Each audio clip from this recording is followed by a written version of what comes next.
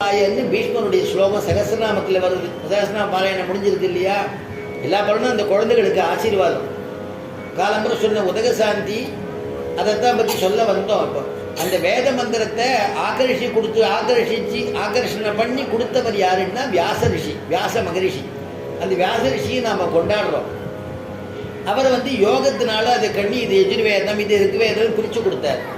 போதாயனங்கிற ஒரு மகரிஷி வேத பாராயணத்தை பூர்த்தியாக நம்மால் பண்ண முடியாத அவகாசம் குறைச்சலாக இருக்குங்கிறதுக்காக வேதத்திலேருந்து எஜுர்வேதத்திலேருந்து முக்கியமான மந்திரங்களை தொகுத்து நமக்கு அனுகிரகம் பண்ணியிருக்கார். அவர் போதாயனன்னு பேர்.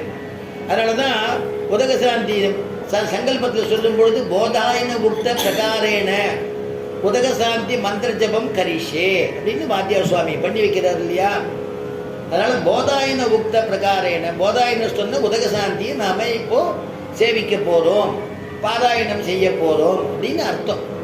அப்படி ஒரு உயர்ந்ததான ஒரு வேதத்தை சொல்லி இன்னைக்கு காலம்புற அற்புதமாக குழந்தைகளுக்கு ஆச்சரியமான ஒரு உதகசாந்தி மந்திரத்தை ஜபிச்சு அந்த தீர்த்தத்தை அந்த குழந்தைகளுடைய சிறுசில் சேர்க்கறதுனால அத்தனை வேத பாராயணம் பிராமணோத்தமெல்லாம் வந்திருந்தா இல்லையா? ருக்வேதம் என்ன, எஜுர்வேதம் என்ன, சாமவேதம் என்ன, எல்லாரும் வந்திருந்தாளே. அத்தனை வேதோக்தமான மந்திரங்கள் ஜபிச்சதான அந்த குடத்துல கலசத்துல தீர்த்தத்தை கொண்டு அவளை பவித்திரம் பண்றது, சரீரத்தை சுத்தி பண்றது. அதுக்கப்புறம் ஸ்நானம் பண்ணிட்டு வந்த அப்புறம் கையில ஒரு உத்ரணி கொடுப்பா. அந்த தீர்த்தத்தை ஜபித்த தீர்த்தத்தை சாப்பிடணும். அதனால என்னன்னா உள்ள ஆத்மா பவித்திரமா இருக்கு, வெளியில சரீரம் பவித்திரமா இருக்கு, ஆத்மா சுத்தி கிடைக்கிறது. அப்புறம் என்னன்னா ஜல்லுன்னு ஜாதகர்மா நாமகரணம் பண்றதுக்கு குழந்தை தயாராகிடுறான். வைதிகம் தெரிஞ்சவா குழந்தை பிறந்த உடனே பண்ணிடுவா 11ஆம் நாள். சாமானியமா லௌகீகமா இருக்கிறவா அவகாசம் இல்லாததுனால உபநயனத்தோடு சேர்த்து பண்ணுவா. அப்போ உடனே இன்னைக்கு பூர்வாங்கமாக ஜாதகர்மா என்ன, நாமகரணம் என்ன, அன்னப்பிராசனம் என்ன, இது எல்லாம் பண்ணி ஒவ்வொரு பண்ணி சவுளம் உபநயனம் சவுளம் வரைக்கும் பண்ணி ஆச்சரியமா பண்ணியிருப்பா. நாளைக்கு உபநயனம்னு வரும்பொழுது அந்த சவுளகர்மா சாஸ்திரத்துக்கு அவனை கூட்டு முன்னாடி 2 முடியை எடுக்க சொல்லி அந்த மாதிரி பண்ணுவா. இது ஒரு உயர்ந்ததான ஒரு சம்ஸ்காரம் உபநயனம். சரி, இந்த உபநயனம் எப்ப பண்ணணும் அப்படின்னா கர்ப்பாஷ்டமே அப்படின்னு சாஸ்திரம் விதிக்கிறது. குழந்தை பிறக்கிறதுக்கு உண்டாரத்துலேருந்து ஆரம்பிச்சு வெளியில வந்துடுச்சுன்னா குழந்தைக்கு அப்ப எத்தனை வயசு ஆகும்னா பிறந்த உடனே 7வது வயசுல 7வது அல்லது 8வது வயசுல குழந்தைக்கு உபநயனம் பண்ணணும்.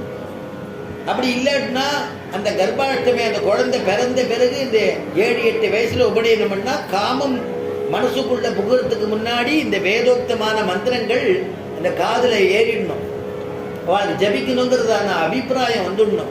அப்படிப்பட்டதான உயர்ந்த மந்திரத்தை உபதேசிக்கணுங்கிறதுக்காகத்தான் அழகா இருக்கக்கூடிய 2 குழந்தைகள் லவகுஷர் மாதிரி ராமனுக்கு பிறந்தது இல்லையா? ராமனுக்கு சீதைக்கும் அந்த மாதிரி அவளுக்கு அந்த ஆச்சரியமா அந்த மந்திரத்தை காதுல உபதேசம் பண்ணணுங்கிறதுக்காக உச்சித காலத்துல பண்றா அற்புதமாக குழந்தைக்கு. அதுக்கு உபநயனம்னு பேர். உபநயனம்னா என்ன அர்த்தம் அப்படின்னா நயனம்னா கண்ணுன்னு அர்த்தம், உப அப்படின்னா உபநேத்திரம்னு அர்த்தம். அதாவது நமக்கு எல்லாருக்கும் 2 கண்ணு இருக்கு. 2 கண்ணால எல்லாரையும் பார்க்கணும். நீங்க எல்லாம் உட்கார்ந்து இருக்கிறது எல்லாம் தெரியுது, நான் உட்காந்துருக்கிறது உங்களுக்கு தெரியுது. உபநயனம்னா பெருமாளுக்கு சமீபமாக நம்மளை அழைச்சிட்டு போகிறதுக்கான ஒரு கண்ணை பெருமாள் நமக்கு திறந்து விடுறாராம். அதான் உபநயனம்னுங்கிறது. அதனால ஒரு உயர்ந்ததான ஒரு சம்ஸ்காரம் இது. அந்த உபநயன சம்ஸ்காரத்துல யார் நமக்கு ஆச்சாரியன், ஆச்சாரியன்னா யார் நமக்கு குரு அப்படின்னா நம்முடைய அப்பாவே அந்த மந்திரத்தை அவளுக்கு உபதேசம் பண்ணுவா. அப்பாவே நமக்கு உபதேசம் பண்றது அப்படின்னு சாஸ்திரம் சொல்லியிருக்கு. அப்பாவை எப்படி நினைக்கணும் இவா அப்படின்னா அப்பாவை ஆச்சாரியனாக நினைக்கணும். அந்த என்ன உயர்ந்ததான காயத்ரி மந்திரத்தை உபதேசம் பண்றார்.